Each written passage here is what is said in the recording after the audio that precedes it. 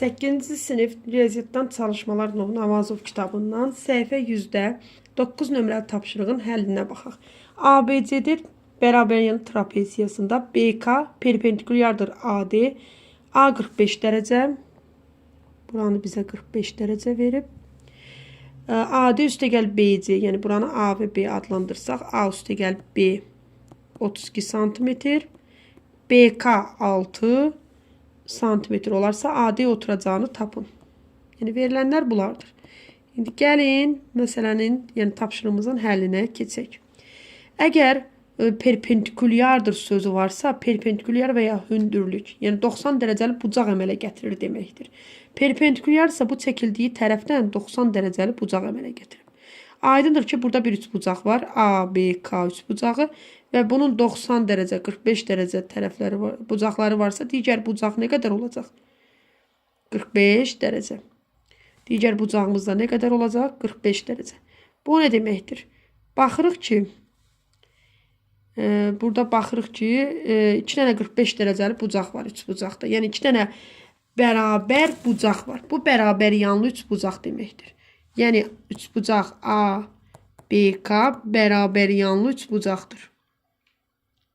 Yanlıdır. Yanlı üçbucaqdır. Onda belə çıxır ki, bərabər yanlı üçbucaqdırsa, 45 dərəcəli bucaq qarşısındakı tərəflər də bərabərdir. Yəni AK bərabərdir. BK olmalıdır. BK 6-dırsa, onda bizim AK tərəfimizdə nə qədərdir? 6.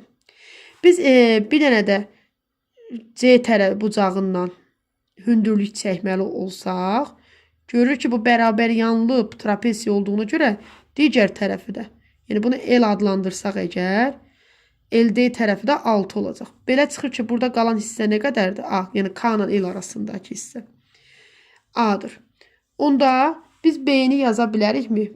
B tərəfi və ya AD tərəfi nəyə bərabərdir? AK üstəgəl KL üstəgəl L-dir. Yəni 6 üstəgəl A üstəgəl 6.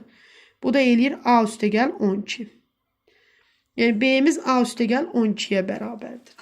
Bura kimi həlli tapdıq. İndi bizdən şərtdə deyir axı A üstəgəl B, A üstəgəl B 32-dir. Onda biz bu A-nı olduğu kimi yazırıq, B-nin yerinə amma A üstəgəl 12-ni buradan gətiririk. Burada yazını gətirək. 32-yə bərabərdir.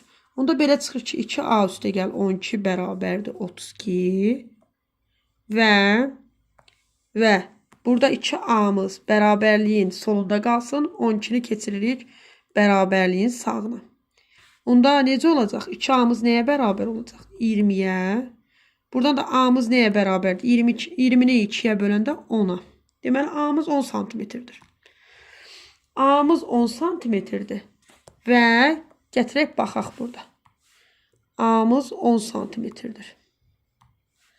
Üzr istəyirəm, yazmaq mümkün olmadı. 10 santimetrdir. Deməli, biz diqqətlə baxırıq. Bunları pozuram, yəqin ki, yazmısınız. Ehtiyac olmur. Ya da ki, gəlin buradan yazaq. O yazılanlara vurmuram. Belə çıxır ki, AD tərəfi nəyə bərabərdir? AD tərəfi AK, yəni bura, AK, üstəgəl KL, üstəgəl LD.